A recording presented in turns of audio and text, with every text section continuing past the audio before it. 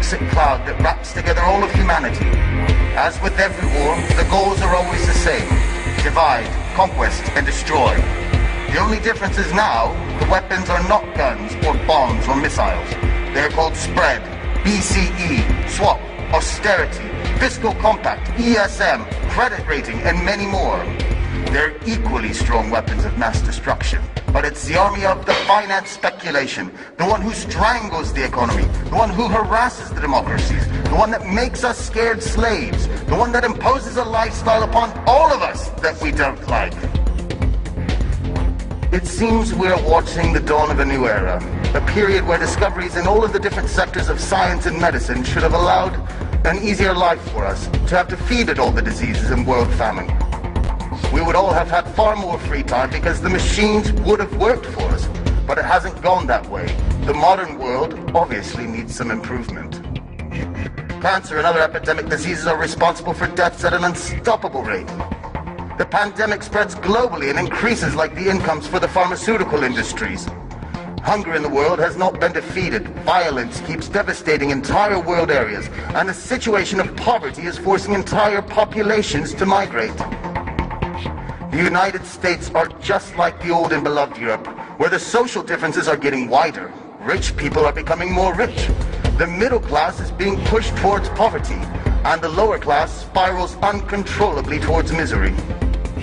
America is still under the crisis path of subprime mortgages that definitely undermines the last bit of security in people, and instead has generated a negative domino reaction overseas.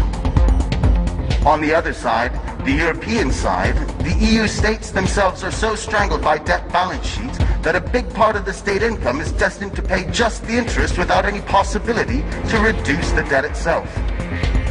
America and Europe should have been the ones supported by the rest of the world. Instead, they have been crushed by the most powerful financial crisis in history, which has brought social and cultural implications still to be fully understood. Are we so sure that the American and European situation had different origins as the media wants us to believe? Or instead, are they just two faces on the same coin? Maybe it's the final attack for the world supremacy from an entity that doesn't have a flag or state or affinity. The New World Order, the one of finance, which has slowly taken control, taken it away from the politician, which has in turn become a slave to the system. Nobody tries to raise their voice. No single representative of the sovereign population dares to speak up. But I will. We have to reclaim the power, to snatch it away from the powers of finance, the finance that magically creates money from nowhere. We must instead give it back to the citizens of the economy in the name of prosperity, wealth, and freedom. No political leader will ever say that money is being printed in a private institution. However, the European Central Bank is private, and the American Federal Reserve is private, and yet the banks flutter on nothing. You must know that if tomorrow all the owners of bank accounts and other deposits should arrive in the bank to take away their cash, only the first 3% could be satisfied before finishing the cash money. Don't believe me? Have a look at what Cyprus is facing now. More countries are destined to follow. Maurice Allais, winner of the Nobel Prize for Economics, wrote in 1999, "The actual money creation from nowhere operated by the bank system is identical to the creation of money by forgers. The results are basically the same. The only difference is who gets the profit of it." More than 80 years ago, Bertolt Brecht wrote in Santa Giovanna di Mascelli that it was more criminal to establish a bank and then rob it. Aha! Now there's a true prophet.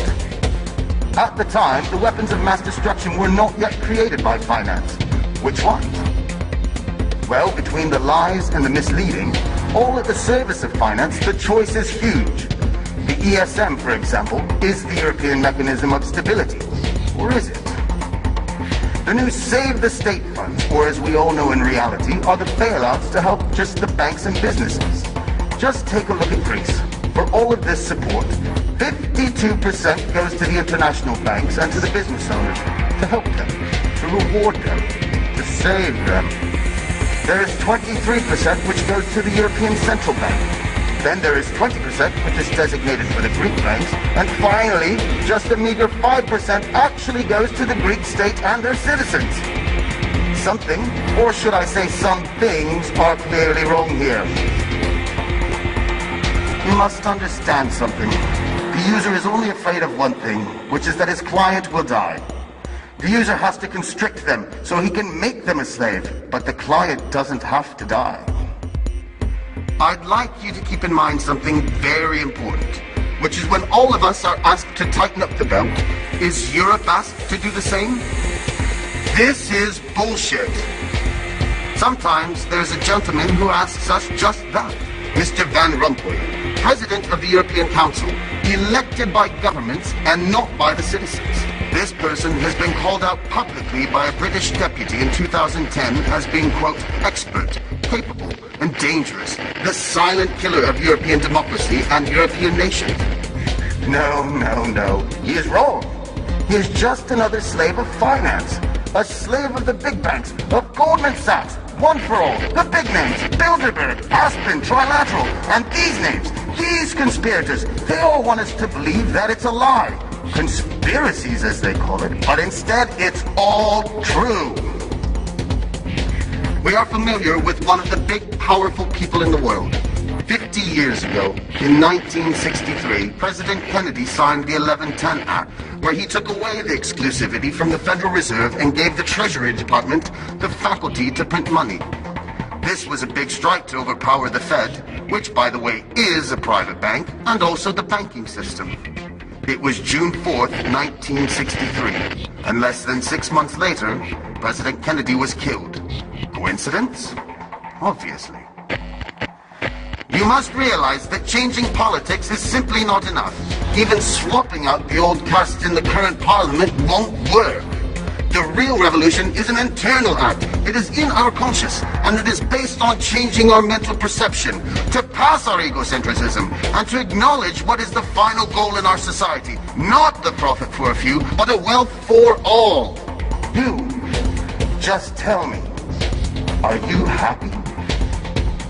So, from this moment, since the finance started the war, I declare to the men and women of power, so big, so few, so timid, with what weapons shall we fight back?